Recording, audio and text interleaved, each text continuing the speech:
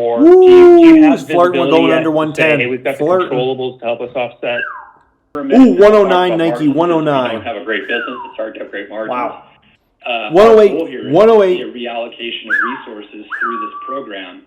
All right. Hello, folks. Hello, chat. Hello, chat. Should look at those. CCL earnings. CCLIR. Wow. Look at that. CCL full year revenues hit an all-time high, $21.6 billion. Full year cash from operations, $4.3 billion. It's crazy they still lost money, though. U.S. GAAP net loss, $74 million. The company made debt payments of $6 billion, reducing its debt balance by $4.6 billion from its peak. Oh, wow. The company entered 2024 with its best booked position on record for price and occupancy. You know, that's the thing. This is the type of stuff you got to look at. If you think, oh, recession here, is recession coming, things like that. Okay, here's the deal, guys, okay? Very simple. If you're going into a recession, you're not going to have a company like CCL enter the upcoming year with a record amount of occupancy and price points. You're just not. It will be a much weaker business environment. You know, a lot of people would say, can't really take that cruise right now. That's not going to happen, right? Just bottom line. I mean, you just got to look at some of this stuff. It's just, that's not a recessionary tale at all, right? A year from now, it could change. 2 years from now, 3 years from now, it could change, right? 4 years from now, it could change. But for right now, that's not recessionary, folks. Booking volumes for the 2 weeks around Black Friday and Cyber Monday reached an all-time high for that period. Wow. Total customer deposits reached a fourth quarter record, $6.4 billion, surpassing the previous fourth quarter record of $5.1 billion. Wow. That's not recessionary, folks. That is not recessionary. Wow. Let's look at the expectations for Nike here after earnings. Yeah, I'm not confident in Nike at all because, China's up in the air. Their economy has been very weak over there. On top of that, Foot Locker numbers have not looked good. So, I don't know, man. And I've seen quite a bit of discounting on a lot of Nike merchandise recently. So, I'm just not confident either way, really, in Nike. I'm just not, man. So, Nike, that's yearly numbers. We need to look at quarterly here. So, Nike is expected to be flat EPS year over year. Even that, I'm like, I'll be impressed. If Nike's even flat EPS year over year, I'll be impressed by that, right? Like, I think that's a win for them if they can do that. They actually expect to have some level of growth in revenue, less than 1%, but still growth nonetheless. That's even hard for me to wrap my head around. Like, is Nike really going to grow in the quarter? I don't know about that. I don't know.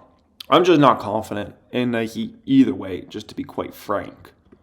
All right, Nike, in OT, you told me the other day that you were scared to death going into this. Those are the words you used. I'm not paraphrasing, quoting. And that's because the stock is up 37% since the end of September. And you've had a number of upgrades. You've had a number of analysts come out and support the stock.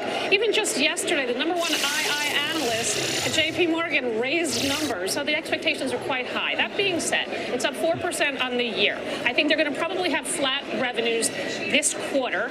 The big question is what happens to gross margins. And we learned from Costco that when their margins expand. Josh, what were you wrong about? Did you think it was going to be another red day today, or what happened? Addition, better inventories. A year ago, inventories were up 43%. I expect them to be total down. Revenue likely muted. Gross margins key for investors. True. Second half guidance should be higher. I thought you would say China was the most important thing we need to hear for going forward here. Well, I think on the revenue line, China is the question mark. Is it going to grow 10, 15%? But it's going to grow. I think it's the margins. So they're guiding 100 basis points of expansion, but there are whispers at 160 basis points of expansion. The real key is going to be guidance second half of the year. Can they get back to low double-digit growth in revenues, margin expansion, and all about their new product cycle? So there's a lot of question marks, but I am, a little nervous. Mike? The stock, they had a 20% upside surprise last quarter. Yeah. I think except for like 3 of the last 4 quarters, been massive upside surprises off of reduced expectations. Yes. And then the stock kind of doesn't do a whole lot point to point. So that's been the pattern so far. All right, so they're cheering a little bit early, but I guess there's good reason because we look a lot different than we did yesterday at this time. Remember, we went out near 500 points to the downside. The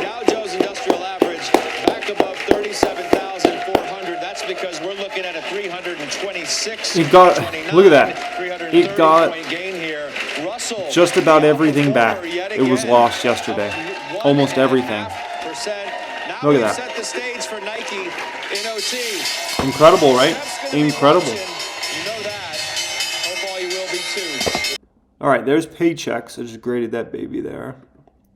Pretty decent, actually. You know, I'd give him a B. Now we're gonna go do CCL.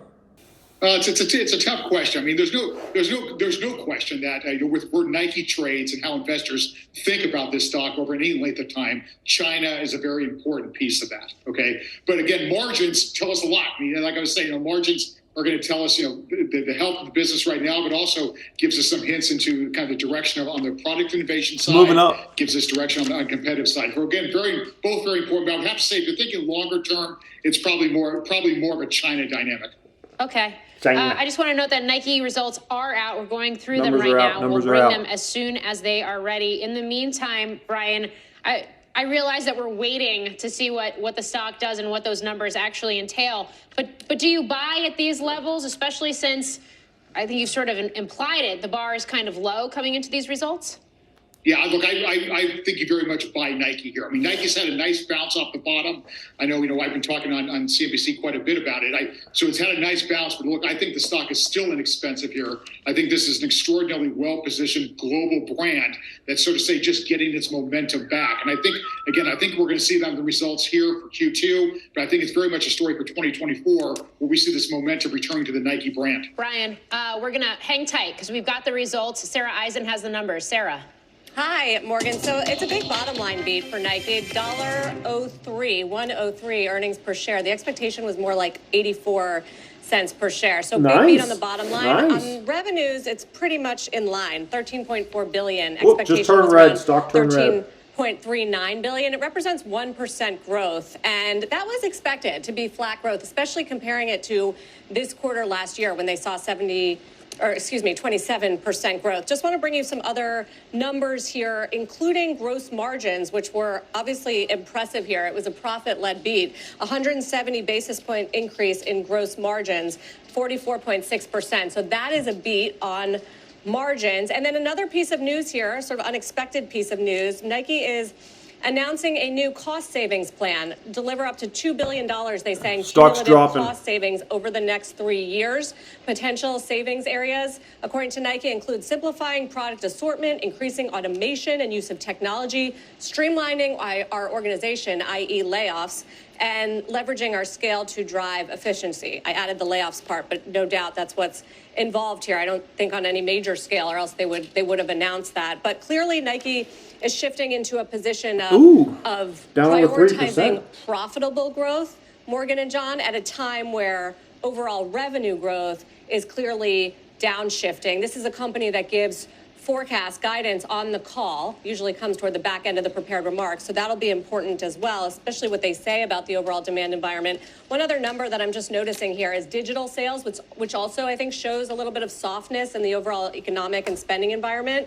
They increased 4%, and that's a number that we haven't seen in a while. Nike has been seeing strong growth on digital sales. I'm going to dig through this. I'll try to get you some of the China numbers as well. Just initial take here. It looks like 8% growth in China, which is pretty much in line, but also represents a bit of a downshift because the company had been seeing double-digit growth in China over the last 2 quarters. So I would say revenue's pretty much in line. A profit beat, not good enough, I think, for the market right now, which may be more worried about the demand environment. But I'll continue to go through it for you and bring you any updates.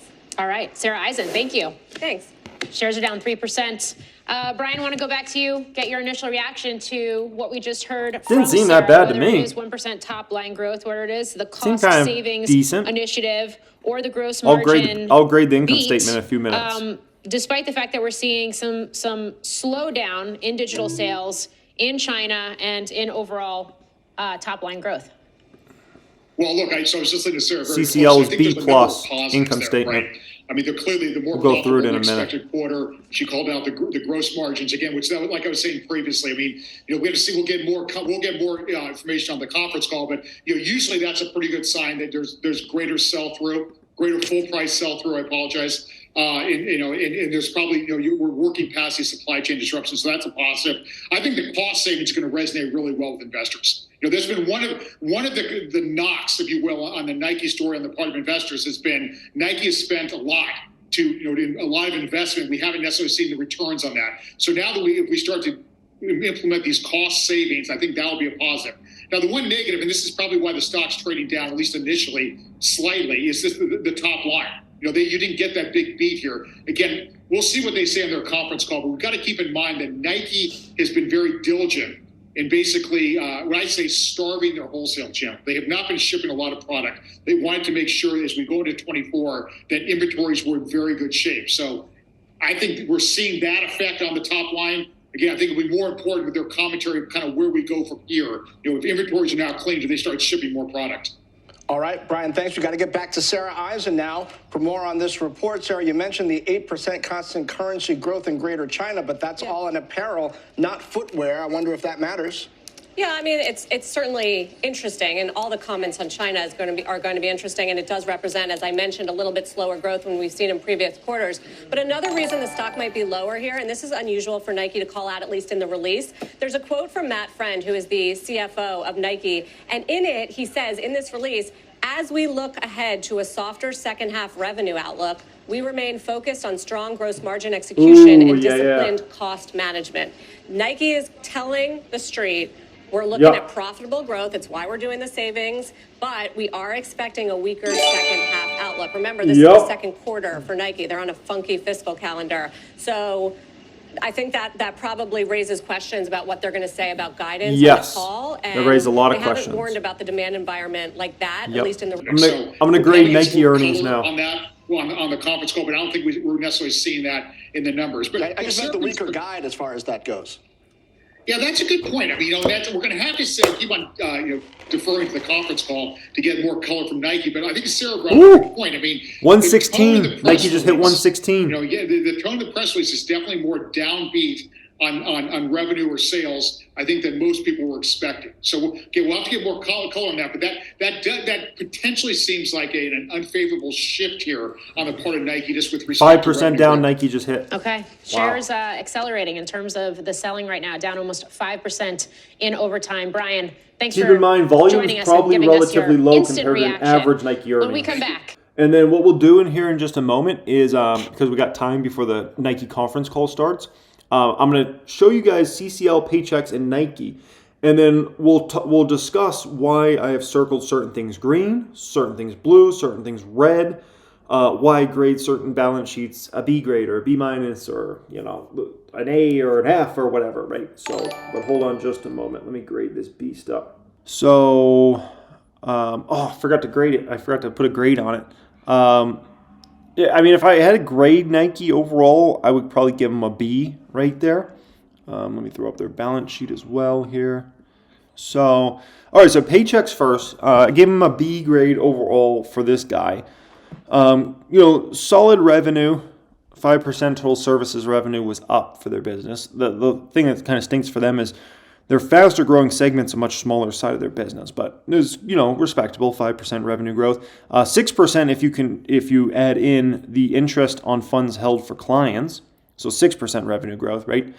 Cost of services revenue, they kept that pretty in check at only up 1%. That's pretty good. Selling general administrative expenses, not great to see it up 8 percentage points, and the reason being is your total revenue was up 6 percentage points. Your SG&A is up more as a percent than your actual revenues are, right? Now, of course, revenue is a much bigger dollar amount, so that's great. So it can kind of bail you out in the short term. But if that's a trend that continues over the long term, math, right? Obviously, it's going to hurt you long term. So they need to get that in check. Your SG&A should usually be growing at a slower rate, ideally, than your revenues. You usually don't want to see that growing at a faster rate on a percentage basis.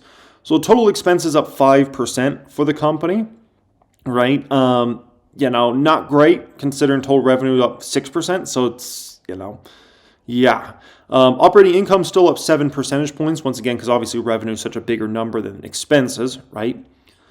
Income before income taxes up 9%, net income up 9%. That's all really good. So overall, I give them a B grade there. If this SG&A was up 1% or 2%, that takes this company probably from a B grade income statement here to probably, I would say, an A minus, something like that, right?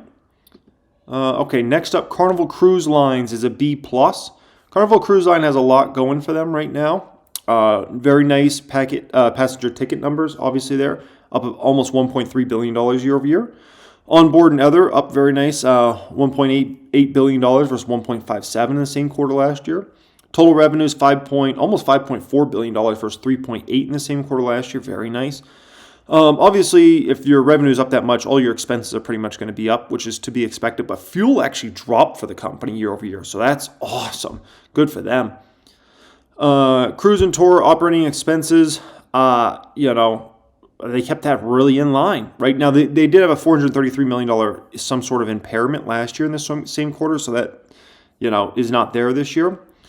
SG&A, they kept that pretty in line. Depreciation and amortization, pretty in line. Operating income went to $384 million versus $1.1 billion loss, operating loss in the same quarter last year. What an improvement, right? EPS, 4-cent loss versus a $1.27 loss. So, massive improvement. So, why is CCL, let's say, not an A grade, an A minus, or an A or an A plus? Well, at the end of the day, they're still lost money, right?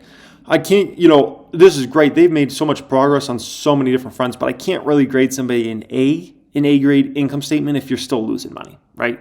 Like, we need to see this positive. If this was positive, then I could have put them maybe into an A minus or something like that. But overall, CCL is definitely headed in the right direction. That's a B plus there. Nike. So Nike, I would grade them. If I had to grade this, I'd probably grade it I would grade them a B minus. B minus. Why would I give Nike a B minus? Well, the trouble, Nike has some good things, right? The good things for Nike is that net income is up 19% year over year. That's really good. The EPS was up 22% year over year. That's good. That's why this is a B grade. I'll just be completely honest with you guys. And the gross profit up very nice. But the reason it's a B minus is the revenues are troubling, right? Only 1% growth in revenues. When you start talking about only 1% growth in revenues, you're flirting with going negative, right? You're flirting with going negative as far as your business model. And so Nike's at that scary moment here where it's like, okay, what's going to happen? Are we taking these revenues negative, or are we going to grow back the business, right? Gross profit was up very nice, 5% year over year. That's a very impressive number considering revenue was only up 1%, but that's because their cost of sales was down 2 percentage points. So they brought their cost of sales down very nicely, right? Gross margins up for the company year over year, 44.6% versus 42.9%. That's good for the company. Demand creation expense up slightly for the company, but you got to spend. Nike's, the reason they built this brand is because they spent a lot on a lot of people in marketing and things like that over years, right? Operating overhead expenses, it's kind of good to see it flat roughly year over year, but still, I would have liked to see that, if anything, down a little bit. But they did just talk about they're going to do some sort of little restructuring here that we'll look into in just a moment. But so I would call it a very mixed bag earnings for Nike here. I mean, this is not necessarily an earnings I look at and get super excited about. I also wouldn't get super depressed about it either. I think it's just meh, which is kind of what I expected. I told you guys earlier in the stream, right? I told you I don't feel confident on anything in regards to Nike. And that's things going well for the business or things going bad.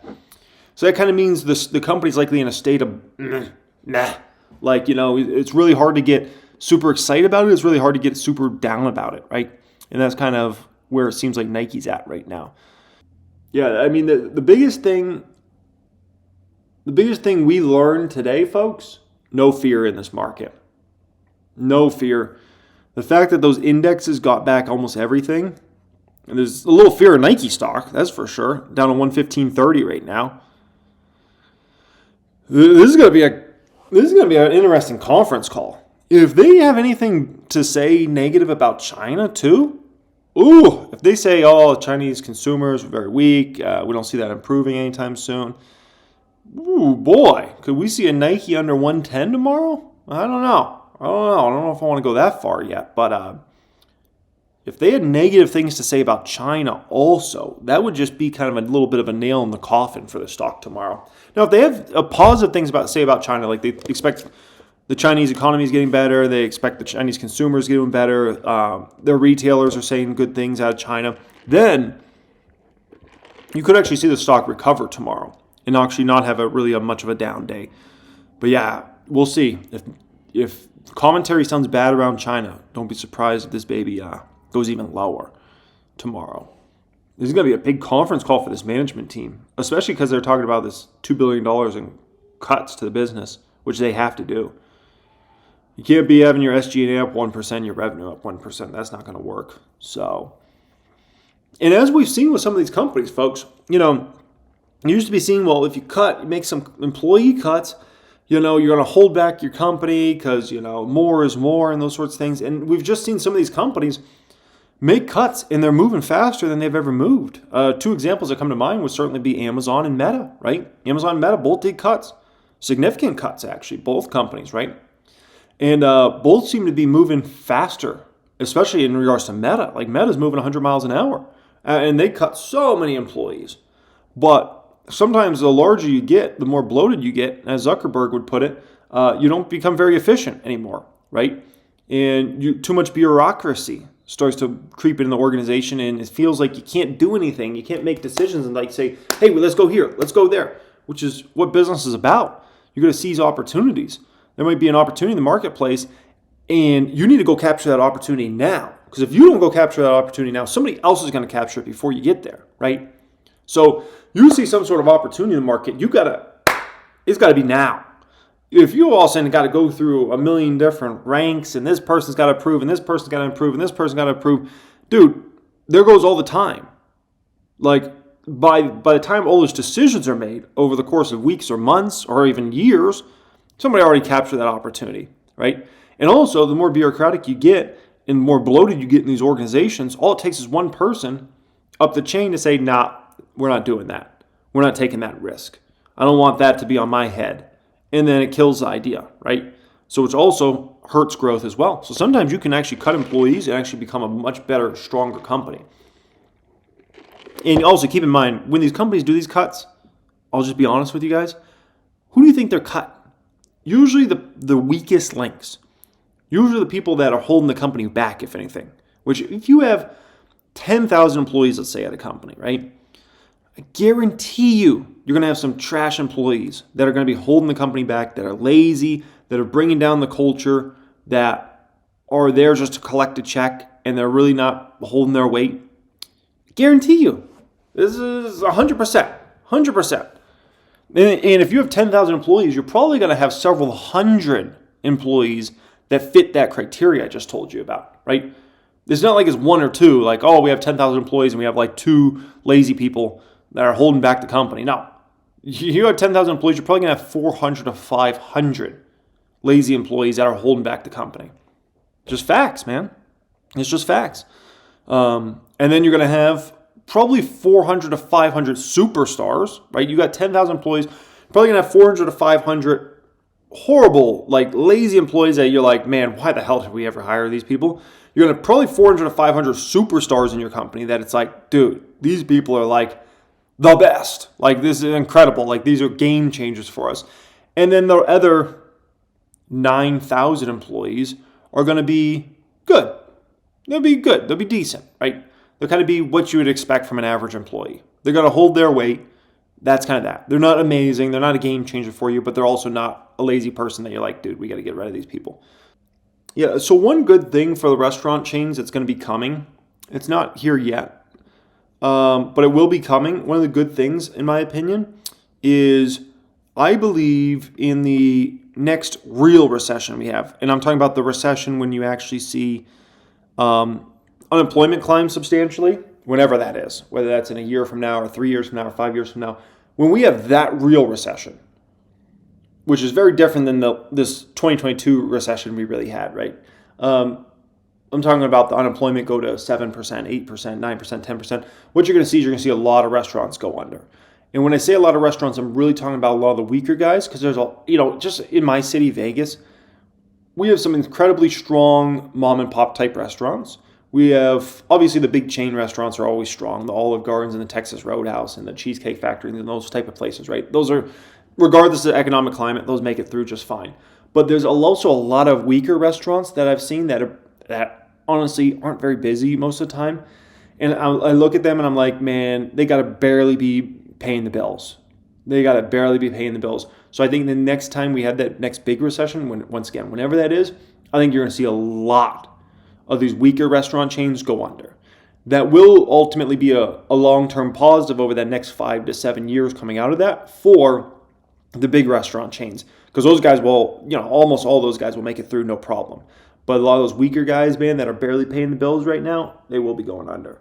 So, whenever that happens, the strong mom and pop restaurants will be just fine, though. The ones that really do business, really do numbers, and we got several of them in Vegas. But, yeah, the weaker ones that, you go in there and it's like, dang, man, there's only, a few customers in there. In the restaurant business, it's a tough business to make money. You got to really be scaling to make money in the restaurant business. You got to really be doing big numbers, man, big numbers. Otherwise, it's just what you're paying for the location, all the operating expenses, things like that, it eats you up. So you got to really be putting up big numbers. Alrighty. Okay, so we're going to get ready to get on this Nike conference call. Good afternoon, everyone. Welcome to Nike Incorporated Fiscal 2024. Oh, I like Portillo's. I like Portillo's. For those who want to reference today's press release, you'll find it at investors.nike.com. Leading today's call is Paul Trussell, Vice President of Corporate Finance and Treasurer. Now, I would like to turn the call over to Paul Trussell. Thank you, operator. Hello, everyone, and thank you for joining us today. Do you have Flirt going under 110. Hey, we've got the controllables to help us offset. Ooh, 109, Nike, 109. Don't have a great business. It's hard to have great margins. Wow. 108, 108. A reallocation of resources through this program. Thank you, everyone. This concludes today's conference call. Thank you for your participation, and you may now disconnect. Nike's gonna be Nike. They're gonna come through. They always come through. They'll get the business back on the right track. They'll cut expenses.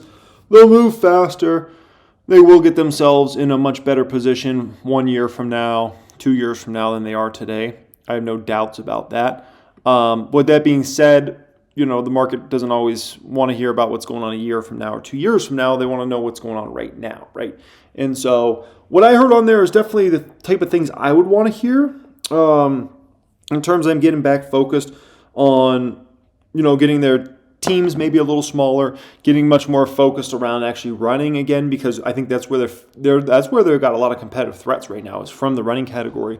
Hoka and what is that other company called On, and a few other brands have really popped up over the past few years that weren't really even a threat. But now you go into, like, let's say a Foot Locker store, and you're seeing a lot of these brands, or Dick's Sporting Goods, and you're seeing a lot of these brands, and people are considering many of these other brands other than a Nike, right? And so Nike has really got to get focused on not only having the product there, but marketing it properly, right? That's a huge component of that.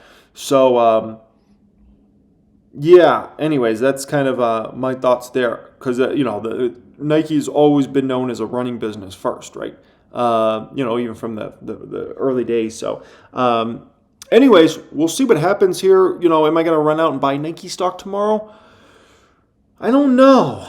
I'm going to probably listen to that conference call again by myself with my full undivided attention and no devices in front of me, and probably make my judgment there. I'll re-listen to the call again tonight at 2x speed with no distractions, and then probably make my judgments there.